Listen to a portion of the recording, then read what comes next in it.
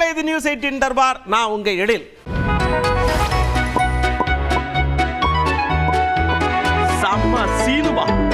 சமசீனுமாக்குள்ள போறோம். 25 முடிஞ்சு 26 பிறக்கு. எங்க கேப்டன் இல்லையேன்னு ஒரு பக்கம் வருத்தம் இருந்தாலும் இந்த கொடியை நான் மேல ஏத்துறது எனக்கு ரொம்ப பெருமையா இருக்கு. அப்படி அந்நியாரு கலவையா சில விஷயங்களை நமக்கு கொடுத்திருக்காங்க.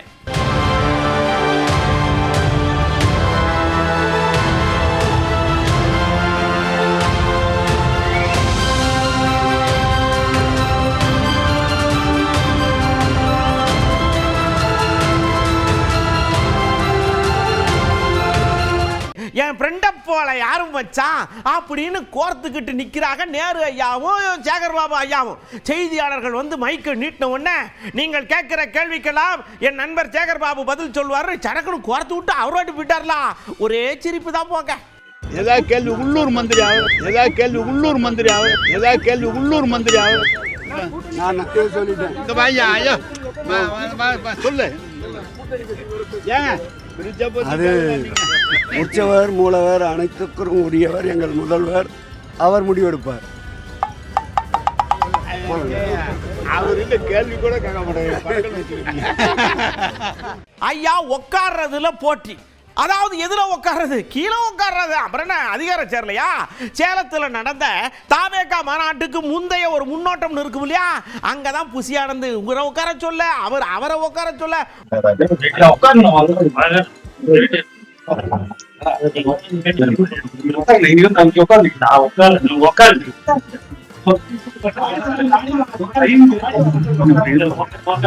அதாவதுங்க செல்லூர் ஐயா எப்பவுமே கொஞ்சம் பிராடா திங்க் பண்ணக்கூடியவர், நகைச்சுவையா பேசக்கூடியவர்.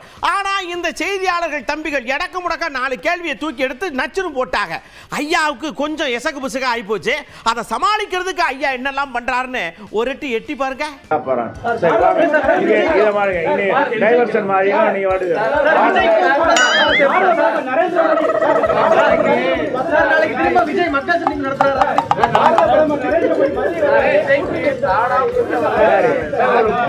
நாளை மறுநாள் நாளை மறுநாள் எந்த ஒரு விஷயத்தையுமே புள்ளி விவரத்தின்படி பேசுறீங்கன்னா எதிர இருக்கிறவங்க மட்டுமில்ல கூட இருக்கிறவங்களுமே அப்படியே அசந்து குழம்பி போயிருவாங்க. அப்படித்தான் முதல்வரையா அடுத்த 50 வருஷத்துக்கு தொலைநோக்கு பார்வையோட புள்ளி விவரத்தை எடுத்து போட்டாரு. திராவிட மாடல்னா வளர்ச்சிக்கான மாடல். திராவிட மாடல்னா ரிசல்ட் கொடுக்கக்கூடிய மாடல். திராவிட மாடல்னா மக்கள் நலனுக்காக இருக்கக்கூடிய மாடல். இதையெல்லாம் உலகுக்கு எடுத்து சொல்லக்கூடிய மாநாடு தான் இந்த செயலாக்க மாநாடு. அது மட்டுமல்ல, தமிழ்நாட்டுடைய வளர்ச்சியை பொறுத்து சொல்ல வேண்டும் என்று சொன்னால் அதை பொறுத்து கொள்ள முடியாத ஒரு சிலருக்கு எங்களுடைய செயலின் மூலம் பதில் சொல்லும் மாநாடு தான் இந்த செயலாக்க மாநாடு. தொழில்துறை அமைச்சர் அவர்கள் இங்கு சொன்ன ஒவ்வொரு டேட்டாவையும் எங்களை விமர்சனம் செஞ்சவங்களுக்கான பதில் அதுதான். இங்கே அவர் சொன்ன ஒவ்வொரு நம்பரும் எங்கள் டீமோட 5 வருஷ கடுமையான உழைப்புக்கான நம்பர். தொழில்துறையில் நாங்கள் பண்ணியிருக்கக்கூடிய ரெக்கார்டை அடித்து சொல்கிறேன், அடுத்து நாங்கள் வந்து தான் பீட் பண்ண போகிறோம். இது உறுதி. எதனால் இந்த வெற்றி சாத்தியமாகுதுன்னு கேட்டிங்கன்னா, எங்களை பொறுத்த வரைக்கும் முதலீட்டாளர் மாநாடு நடத்திட்டோம், புரிந்துணர்வு ஒப்பந்தம் போட்டுட்டோம். நியூஸில் தலைப்புச் செய்தியாக வந்துருச்சுன்னு திருப்தி அடைஞ்சிட மாட்டோம். போட்ட ஒப்பந்தம் நிறுவனமாக திறப்பு விழா கண்டு நம்முடைய இளைஞர்கள் கைக்கு ஆஃபர் லெட்டர் வந்து சேர்ற வரைக்கும் பார்த்து எல்லாத்தையும் நாங்கள் உறுதி செய்கிறோம். இங்கே சமூக நிதியும் நிலை பெறணும், தொழில் வளர்ச்சியும் உறுதி செய்யப்படணும். அப்போதுதான் எல்லாருக்கும் எல்லாம் அனைத்து மாவட்ட வளர்ச்சி என்ற இலக்கை அடைய முடியும் என்பதில் நாங்கள் மிக கவனமாக செயல்பட்டு கொண்டிருக்கிறோம்.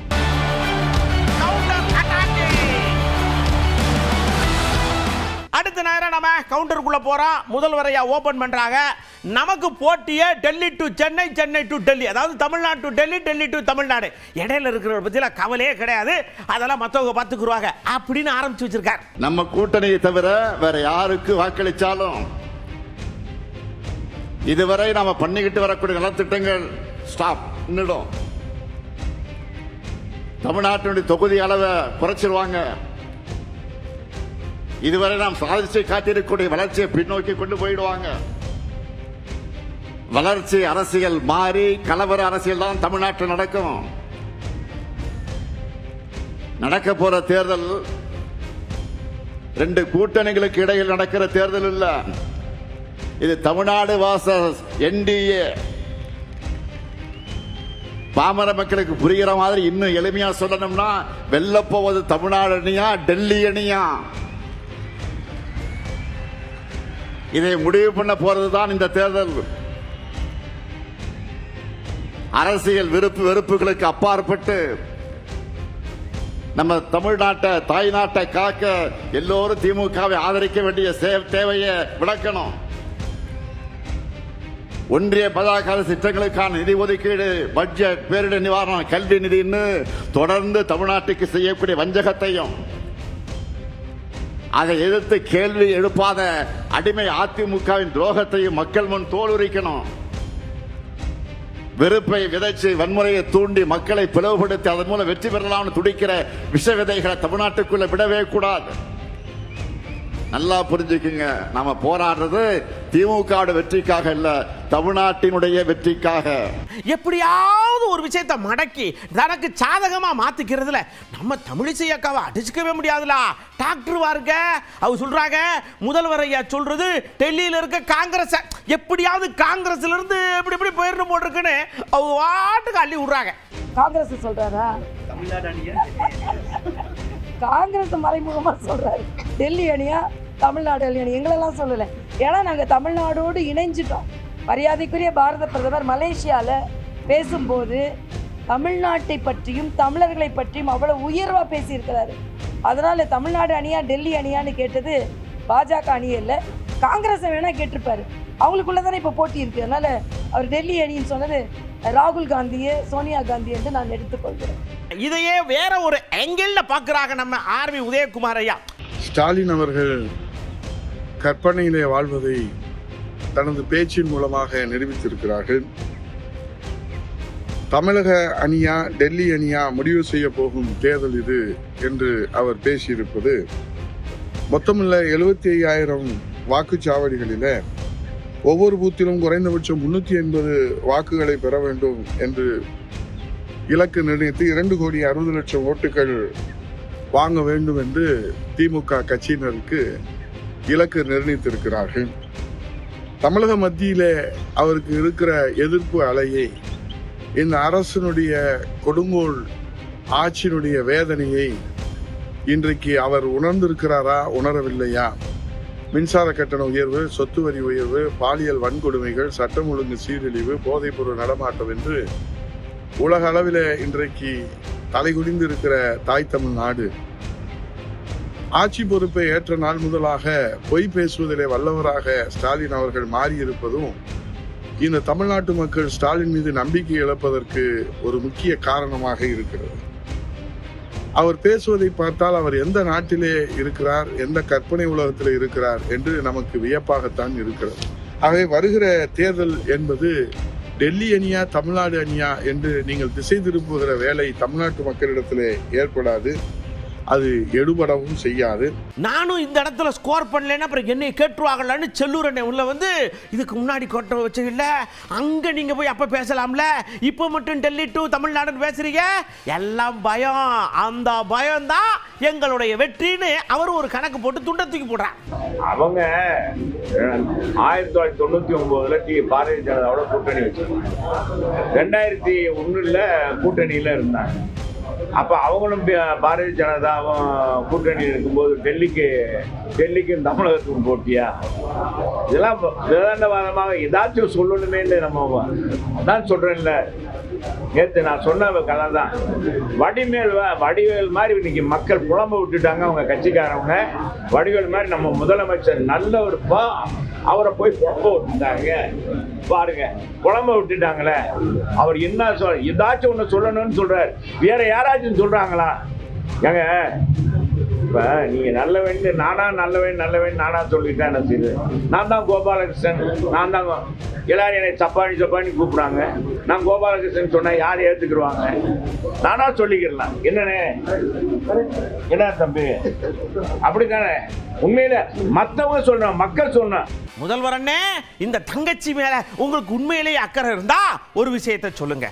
திமுக ஆட்சிக்கு வரலன்னா கலவரத்தை தூண்டி விட்டுருவாங்க, சண்டையை மூட்டி விட்டுருவாங்க, வீட்டுக்குள்ள அடிதடி நடக்கணும்னு சொல்றீங்களே, நியாயமா? எங்கேயாவது எங்களுடைய ஆட்சி நடக்கிற இடத்துல கலவரம் நடக்கா? மணிப்பூர் மட்டும் லேசா தள்ளி வச்சிருக்க அப்படின்னு சொல்றாங்க. நான் கேட்குறேன், 17 மாநிலங்களில் நாங்கள் ஆட்சி செய்கிறோம், எங்கே கலவரம் நடக்குது? இந்த பக்கத்தில் பாண்டிச்சேரியில் ஆட்சி செய்கிறோம், எங்கே கலவரம் நடக்குது? நான் கேட்குறேன், 9000 பேருக்கு டிஎன்பிஎஸ்சி எக்ஸாம் ஒழுங்காக நடத்த முடியல, நீங்கள் சூப்பர் இன்ஜினா? எங்கே கலவரம் நடக்குது?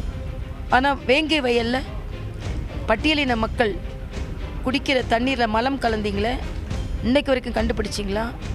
காங்கிரஸோட மாவட்ட தலைவர் ஜெயக்குமார் கொலைகண்ட இன்னைக்கு வரைக்கும் கண்டுபிடிச்சிங்களா? அது கலவரம் எங்கெங்கே நடந்துகிட்ருக்கு. அதனால் சீஃப் மினிஸ்டர் அவன் குழம்பி போயிருக்கிறார். கலவரம்லாம் இல்லை, மிக நல்ல ஆட்சி நடந்து கொண்டு இருக்கிறது. அதனால தான் எங்கெல்லாம் பாஜக தேர்ந்தெடுக்கப்படுகிறதோ அங்கெல்லாம் மக்கள் திரும்பி வாக்களிக்கிறார்கள். மாநகராட்சிக்கு வாக்களிக்கிற மகாராஷ்டிராவாக இருக்கட்டும், மத்திய பிரதேசமாக இருக்கட்டும், ராஜஸ்தானாக இருக்கட்டும், உத்தரப்பிரதேசமாக இருக்கட்டும், எல்லா இடத்துலையுமே மக்கள் மறுபடியும் வாக்களிக்கிறார்கள். அதனால் எங்குமே கலவரம் இல்லை. பிரதமரின் மனது தான் கலவரம் அடைந்திருக்கிறது என்று நான் நினைக்கிறேன். அக்கா, நீங்க ஏங்க அவ்வளவு தூரம்லாம் போறீங்க? தமிழ்நாட்டில் ஆசிரியர்கள் ஸ்ட்ரைக் பண்றாங்க, சத்துணவு ஊழியர்கள் ஸ்ட்ரைக் பண்றாங்க, பஸ்ஸுக்காரங்க ஸ்ட்ரைக் பண்றாங்க, இங்கேயே கலவரமா தானே இருக்கு, நாமே அங்க ஓடும் அப்படின்னு அக்காவை தொடங்கி கூப்பிட்டு சந்தோஷப்படுத்துறாரு நம்ம நயினார் அண்ணாச்சி. தேர்தல் அறிக்கைகளை முதலமைச்சர் செய்திருந்தார். இன்னைக்கு அவங்களாம் எதிர்த்து போராடுறாங்க. எதிர்த்து என்ன செய்யறாங்க? போராடுறாங்க. துப்புரவு தொழிலாளர்கள் ஒரு 2-3 மாதத்துக்கு முன்னால முதலமைச்சர் ஸ்டாலின் அவருடைய அரசாங்கத்தை எதிர்த்து போராடினாங்க. அதே மாதிரி அரசு ஊழியர்கள் அவருடைய பழைய ஓய்வூதிய திட்டத்தை அறிமுகம் செய்வேன்னு சொன்னாங்க. 5 வருஷமா இன்னும் செய்யலை. அவங்களும் இன்னைக்கு என்ன பண்ணா எதிர்த்து ஜாக்கிரதையா போராடுறாங்க. இதெல்லாம் இது மாதிரி 470 தேர்தல் அறிக்கைகள் அவர்கள் செய்யாம இருக்கிறாங்க. இதெல்லாம் போராட்டமா எதிர் மனதில் இல்லையா? எங்க கட்சியில ஏகப்பட்ட பேர் இருக்காங்க, அவிய கூட இப்படி பேச மாட்டாங்க. ஆனா இந்த மாணிக்கம் தாகூர், அதுக்கப்புறம் அந்த பிரவீன் சக்கரவர்த்தி 2 பேரையும் நான் முன்ன பின்ன பார்த்ததே கிடையாது. ஆனா அவங்க பேசுற ஊர்ல நாங்க பேசுற மாதிரியே இருக்கு. ஆனா தம்பி செல்வ பெருந்தக எங்கட போட்டு கிளிகளின் நினைக்கிறா. அப்படி பாச்சா அதுக்கெல்லாம் காரணம்னு சிவனேன்னு நாங்க வாட்டுக்கு ஓரமா இருக்கோம்யா, ஏன் இப்படி பண்றியே அப்படின்னு அக்கா அந்த பக்கம் நூல் விடுறாங்க. மாணிக் தாக்கூர் பாஜகவில் இருக்கிறாரா? பிரவீன் சக்கரவர்த்தி பாஜகவில் இருக்கிறாரா? அப்போ அவங்க தானே பேசிக்கிட்டு இருக்காங்க. அப்போ அவங்கெல்லாம் பாஜகவில் இருக்குங்கன்னு ஒத்துக்க சொல்லுங்கள். அப்புறம் பாஜக அப்போது எங்கே எது பிரச்சனை வந்தாலும் பாஜகனா, இப்போ உங்கள் கட்சி கட்டுப்பாடு உங்ககிட்ட இல்லையா? காங்கிரஸோட கட்டுப்பாடு எங்ககிட்ட இருக்கா? அதை ஒத்துக்கிட்டாருன்னா இப்போ காங்கிரஸ் வீக்காக இருக்குன்னு ஒத்துக்கிட்டாரு. உங்களால் முடியாது, இப்போ பாஜக உங்களோட பிரிவு ஏற்படுத்துதா? இதை விட விளையாட்டாக எதுவுமே சொல்ல முடியாது. அவர் சீரியஸாக சொல்கிறாரா விளையாட்டாக சொல்கிறாரு எனக்கு தெரியல. செல்வ பெருந்தகை குழம்பி போயிருக்கிறார் என்று நன்றாக தெரிகிறது.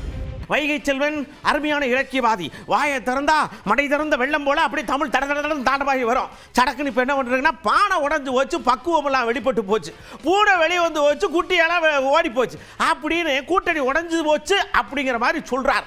காங்கிரஸ் திமுக இழுபறியாக இருக்கிறது. கூட்டணி இன்று நேற்று என்று சொல்லிக் கொண்டிருக்கிறார்கள். அது பெவிக்காலை கொண்டு ஒட்ட பார்க்கிறார்கள். ஒட்டுமா அல்லது உரசலோடு இருப்பது என்ன ஆகும் என்பது வியப்பாக இருக்கிறது. நிச்சயமாக காங்கிரஸ் பிரிந்து போவதற்கு நிறைய வாய்ப்புகள் இருக்கிறது. திமுக இப்படிப்பட்ட நிலையில்தான் அவர்கள் உரசலோடு இருக்கிறார்கள். மற்ற கட்சிகளுக்கு எந்தெந்த இடங்கள் ஒதுக்குவது என்று அவர்கள் இந்த குழப்பத்தில் இருக்கிறார்கள். கூட்டணி நிலைக்குமா, நீடிக்குமா, உடையுமா என்பதை பொறுத்திருந்து பார்ப்போம். ஏயா நாங்கள் செவனேன்னு தானே இருக்கோம். அதுக்கு வாட்டுக்கு போகிறது வாக்கில் அதாவது டப்புன்னு வேட்டை போட்டு போனால் உடனே எல்லாம் ஆகிப்போச்சா? போங்கய்யா, போய் உங்கள் ஏரியாவில் போய் நடக்க வேண்டிய பாருங்க. யாரு முத்துசாமி ஐயா வழியை எப்படி போய் காட்டி விடுதார். இந்த மாதிரிலாம் ஒரு குழப்பமும் கிடையாது. இது தேர்தல் நேரத்தில் நீங்கள் ஒரு பெண் பார்க்க போகிற பொழுது கூட 1000 கருத்துக்கள் பரிமாறப்படுகிறது. இதெல்லாம் ஒரு திருமணத்துக்கு கூட பெண் பார்க்க போடுகிற போது 1000 கருத்துக்கள் பரிமாறப்படுகிறது. அதெல்லாம் பின்னாடி யோசிச்சுக்கிட்டு இருக்கிறது இல்லை. எனவே இதை முடிவு செய்ய வேண்டியது தலைமை. எனவே அறிவாலயத்தில் இப்பொழுது சொல்லியிருக்கிறார்கள் 22ஆம் தேதியிலிருந்து பேச்சுவார்த்தை துவங்கும் என்று. எனவே காங்கிரஸோடு மிக இணக்கமான சூழ்நிலை தான் இருக்கிறது. இதில் எந்த விதமான மாறுபட்ட கருத்துக்கும் இல்லை. எனவே அதில் எந்த கருத்தையும் நாங்கள் சொல்லுவதும் தவறு. எனவே தலைமை உட்கார்ந்து அதற்காக போடுகிற அந்த குழு பேசி அவர்களோடு முடிவு செய்யும். அப்படியே செல்வ பெருந்தகை அண்ணாச்சி வராங்க. நாங்கள் டெல்லிக்கு போனோமா, ராகுல் காந்தி அண்ணாச்சி சொல்லி விட்டாவளா, திருப்பி ஃபோன் போட்டு சொல்லியிருக்காவளா, நாங்கள் பேசிக்கிறோம் ஐயா, உங்கள் வேலையை மட்டும் பாருங்கன்னு சொல்லியிருக்காங்க. நாங்கள் செவனேட்டு இருக்கோம். நீங்கள் ஏன் உள்ள கிடந்து தகடன்னு தவளை மாதிரி குதிக்கியா அப்படின்னு எல்லாரையும் பார்த்து கேள்வி கேட்கலாம். ஏற்கனவே எங்கள் அகில இந்திய தலைமை மல்லிகார்ஜுன கார்கேஜி அவர்கள், அகில இந்திய காங்கிரஸ் கமிட்டி தலைவர், எங்களுடைய எதிர்க்கட்சி தலைவர், தேசத்தின் எதிர்க்கட்சி தலைவர், நாடாளுமன்ற எதிர்க்கட்சி தலைவர் ராகுல் காந்தி அவர்கள் தெளிவாக சொல்லியிருக்காங்க, கூட்டணியை பற்றி பொது வெளியில் யாரும் பேச வேணாம். நானே பேசுறதில்ல கூட்டணியை பற்றி. அதனால யாரும் பேசுவதை தவிர்க்க வேண்டும். அதான் நல்லது. ஒரு சுமூகமான உறவு, நல்லுறவு இருக்கும் போது பிறருக்கு யாராவது இந்த தமிழ்நாட்டு மண்ணில் கால் ஊன்றலாமா, தமிழ்நாட்டை கபலீகரம் செய்யலாமான்னு துடிக்கின்ற கூட்டத்திற்கு எந்த விதத்திலும் நாம் இரையாகிவிடக்கூடாது. அதான் என்னுடைய வேண்டுகோள். ஒரு கல்யாணம் நடந்தா பிரியாணி வேணும்பாங்க, கோழி குழம்பு வேணும்பாங்க, கத்திரிக்காய் மட்டும் போதுன்னுவாங்க. அது அவங்க உரிமை. ஆனால் கொடுக்க வேண்டியது செய்ய வேண்டியதெல்லாம் தலைமை பார்த்துக்கிறோம்ல. அதை விட்டு ஏங்க மற்றவங்க வீட்டுக்குள்ள போய் நீங்கள் கையை விடுறீன்னு வைகோ ஐயா கேட்கறலா. கூட்டணி கட்சிகள் ஒவ்வொரு கட்சியும் ஒவ்வொரு கருத்தை சொல்லிக் கொண்டிருக்கின்றன. ஆட்சியில் பங்கு என்றும் அதிக இடங்கள் வேண்டும் என்றும் இது அவரவர்கள் உரிமை. ஆனால் மறுமலர்ச்சி திமுக கழகம் அவ்விதம் எந்த விதமான நிபந்தனை 4.5 ஆண்டு காலத்தில் ஒரு சொல் கூட சொல்லியது கிடையாது. தனிப்பெரும்பான்மை பெற்று திமுக கழகம் ஆட்சி அமைக்கும் போது இந்த கோரிக்கைகள் எல்லாம் எடுபடாது, ஏற்கப்படாது. இப்படியே நீங்க பண்ணிக்கிட்டு இருங்க. திமுக மொத்தத்துக்கு நின்று அது வாட்டுக்கு ஜெயிச்சுட்டு செவனே உட்காந்துட்டு போறாங்க. அப்புறம் பங்கும் கேட்க முடியாது, நொங்கும் கேட்க முடியாது அப்படின்னு சொல்ற ஆள் யாருன்னு பாருங்க, நல்லா புரியும் உங்களுக்கு. பொறுத்த வரைக்கும் தேர்தலுக்கு பிறகு தேர்தல் முடிவுகள் என்ன மாதிரி வருது, அதில் ஒரு தனிப்பெரும்பான்மை கிடைக்கவில்லை என்று சொன்னால் கூட்டணி ஆட்சி என்பது வேறு. அது இயல்பாக அப்படி தான் போய் சேர முடியும். பட் அத்தகைய ஒரு சூழல் என்பது வருமா வராதா என்பதை பற்றி இப்போது முடிவெடுக்க முடியாது. பட் எங்களை பொறுத்த வரைக்கும் திராவிட முன்னேற்ற கழகம் தனி பெரும்பான்மை பெறும். இந்த 2026லேயும் தனி பெரும்பான்மை பெற்று ஆட்சி அமைக்க என்பது தான் மார்க்சிஸ்ட் கம்யூனிஸ்ட் கட்சியுடைய கருத்து. கள நிலவரமும் அப்படி தான் தெரிகிறது. அப்போ ஒரு கட்சி தனி பெரும்பான்மை பெற முடிகின்ற போது ஒரு குறைந்தபட்ச கூட்டான ஒரு செயல் திட்டமோ ஒரு கூட்டான தேர்தல் அறிக்கையே இல்லாத நிலையில் இவங்க கூட்டணி ஆட்சி தான் அப்படின்னு அதுக்கான தேவை என்பது இருப்பதாக தெரியல. சேகர் பாபையா சடக்குன்னு வந்தாங்க. இங்கே வருங்க, எங்களுக்கு என்னென்ன விஷயங்கள்லாம் வேணும் வேணாங்கிறத எங்கள் தலைவர் பார்த்துப்பாரு. நாங்கள் டெல்லியில் பாஜக சொன்னால் நீங்கள் காங்கிரஸை உள்ள விட்டு நீங்கள் அப்படியே தப்பிக்க பார்க்கலா, விட மாட்டோம், நாங்கள் விட்டு உருவோம்ல அப்படிங்கிறலாம். திராவிட முன்னேற்ற கழகத்தின் பலம் நாளுக்கு நாள் நிரூபிக்கப்பட்டு வருகின்றது. திராவிட முன்னேற்ற கழகத்துடைய வாக்கு வங்கி நாளுக்கு நாள் இது போன்ற மாநாடுகள் பேரணிகளால் வாக்கு சதவீதம் உயர்ந்து கொண்டே வருகின்றது. 2026ஆம் ஆண்டு அசைக்க முடியாத சக்தியாக மாண்புமிகு முதல்வர் அவர்கள் மீண்டும் 2வது முறையாக திராவிட மாடல் ஆட்சியுடைய நாயகன் அரியணை அமர்வதை எந்த சக்தியாலும் தடுக்க முடியாது. என்னையா உங்களுக்கு பிரச்சனை? தனகணமனதி பாடலை அப்படின்னு சொல்லி கோவிச்சுக்கிட்டு சுடு நெஞ்சு ஓடி போடுறிய, வந்தே மாறம் பாடுங்கன்னு சொல்லி உத்தரவு வாங்குறிய. ஏயா நாங்கள் தான் தமிழ் தாய் வாழ்த்த கரெக்டாக பாடிக்கிட்டு இருக்கோம்ல, உங்களுக்கு என்னையா பிரச்சனை? இதுதான் பிரச்சனையா? நாட்டில் 1000 இருக்கு, அதை போய் பாருங்கயான்னு நம்ம மூத்த ஐயா சொல்றாருல வைகோ ஐயா. இந்துத்துவ சக்திகளினுடைய கோர தாண்டவம் தான் வந்தே மாதரம் பாடலை அரசியல் நிர்ணய சபையில் அதனுடைய சில வரிகள் இங்கே இருக்கக்கூடிய சிறுபான்மை மக்களுடைய நெஞ்சத்தை புண்ணாக்கும் என்பதற்காக அதை அவர்கள் நீக்கினார்கள். இப்பொழுது மொத்தமாக இருக்கக்கூடிய பங்கிம் சந்திர சட்டர்ஜி எழுதிய அந்த வந்தே மாதரம் பாடலை முழுமையாக ஒவ்வொரு நிகழ்ச்சியிலும் அது 3 மணி நேரம் 10 வினாடி ஆகும். அதை பாடிவிட்டு தேசிய கீதம் பாட வேண்டும் என்று நேற்றைக்கு நாடாளுமன்றத்தில் ஒரு அக்கிரமமான ஒரு மசோதாவை இந்த பிஜேபி அரசு நிறைவேற்றி இருக்கிறது. இது எச்சரிக்கை மணி. நீங்க ஒரு கட்சிக்கு அடிப்படையிலிருந்து வந்தீங்கன்னா உங்களுக்கு கொஞ்சமாச்சும் விவரம் புரியும். சடக்குன்னு நீங்க வாட்டுக்கு அடியில் கூடி வந்து மேலே வந்து பொதுச் செயலாளர் ஆயிட்டா இருமொழி கொள்கையை பத்தி உங்களுக்கு என்ன தெரியும் அப்படின்னு சொல்லுவ பொருந்தியாக எடப்பாடி ஐயா பத்தி கேட்காரலா. மும்மொழி கொள்கை வேண்டாம், இருமொழி கொள்கை என்று தமிழ்நாடு அரசு முத்தமிழறிஞர் கலைஞர் ஆட்சியில கோரிக்கை வைத்தவுடன் ஜவஹர்லால் நேரு அவர்கள் உடனே அதை இருமொழி கொள்கையாக நீடிக்கும், தமிழும் ஆங்கிலமும் இருக்குன்னு கடிதமே கொடுத்திருக்கார். வேணான்னா எடப்பாடியார போயிட்டு அது ஜவஹர்லால் நேரு என்ன கடிதம் கொடுத்தார், ஜவஹர்லால் நேரு என்ன உத்தரவாதம் கொடுத்தார், அந்த உத்தரவாதத்தை இன்று வரை நாங்கள் மீறுகிறோமா? இதெல்லாம் படிக்கணும். அவர் ஞாபகமா இருக்கிறதுல படிக்கிறது இல்ல. ரெண்டாவது, நவோதயா பள்ளிக்கூடங்கள் கொண்டு வர முயற்சி பண்ண. அப்ப முத்தமிழறிஞர் கலைஞர் 2006 என்ன பண்ண, நவோதயா பள்ளிக்கூடங்கள் தமிழ்நாட்டுக்கு உகந்ததல்ல, உடனே திரும்ப பெற்றுட்டாங்க. வேண்டாம், தமிழ்நாட்டுக்கு எது உகந்ததை நீங்க அதை வச்சுக்கோங்க, தமிழ்நாட்டுக்கு வேண்டான்றதை விட்டுருங்க. இதுதான் ஜனநாயகம், இதுதான் காங்கிரஸ் பேரியக்கத்துடைய ஆட்சி, காங்கிரஸ் பேரிய தலைவர். இதெல்லாம் புரியாம காங்கிரஸ் தான் சொல்றாருன்னா இது என்ன சொல்றது? நீங்க அங்கேயும் பேசுறீங்க, இங்கேயும் பேசுறீங்க, இப்படி பேசுறீங்க நியாயமா அப்படின்னு எங்களை பார்த்து கேட்காங்க. இங்க பாருங்க, பக்கத்துல என் தம்பி இருக்கா, அப்படி இந்த பக்கம் என் பையன் இருக்கா, அப்படி 2 பேர்கிட்ட தானே பேசிக்கிட்டு இருக்கேன். வேற யார்ட்டையும் சத்தியமா பேசலங்க. விருப்பம் பண்ணுவே விருப்பம் இல்லாம உள்ள உட்காந்துக்கிட்டு இருக்கு நீங்க வேற அப்படின்னு நகைச்சுவே சொன்னாங்க. அக்கா அவ்வளவுதான். பாஜகவின் தலைமையில் இருப்பவர் நயினார் நாகேந்திரன், அவர் சொன்னதையும் நீங்க கேட்டீங்க. அதிமுகவின் தலைமை அண்ணன் எடப்பாடியார் சொன்னதையும் நீங்க கேட்டிருக்கீங்க. அதே போல திமுகவில் அமைச்சர் ஏவாவேலு கொடுத்த அந்த பேட்டியும் நீங்க தான் எடுத்து போட்டிருக்கீங்க. எனவே அவங்க 3 பேர் மெயின் தலைமையில் இருக்கிறவங்களே இது வரைக்கும் நாங்கள் எந்த பேச்சுவார்த்தையும் நடத்தலை என்று சொல்லும் பொழுது, பத்திரிகையாளர்களாகிய உங்களுக்கு மட்டும் யார் வந்து 2 பக்கம் பேசுறாங்க என்ற பொய்யான தவறான செய்தி யார் சொல்றாங்க என்பது எனக்கு தெரியல. ஏன்னா அதுக்கு நான் சொல்றதை விட அதுக்கு உரியவர்களே அதுக்கு பதில் உங்களுக்கு கொடுத்துட்டாங்க. நீங்க ஒரு கேள்வி கேட்குறீங்க, அதுக்கு பதில் அண்ணன் எடப்பாடியார், சகோதரர் நயினார் நாகேந்திரன், அதே போல அமைச்சர் ஏவா வேலு அவர்கள் கொடுத்துருக்காங்க. அதனால அந்த கொஸ்டினை திருப்பி எங்க கிட்ட கேட்காதீங்க.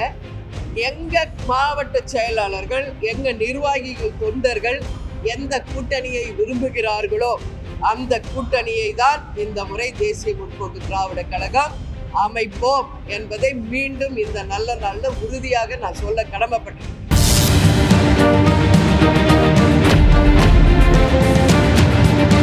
இன்னும் 2 நாள் தான் வருது காதலர் தினத்திற்கு. முதல்ல ஒரு கேள்வி. என்ன கேள்வி?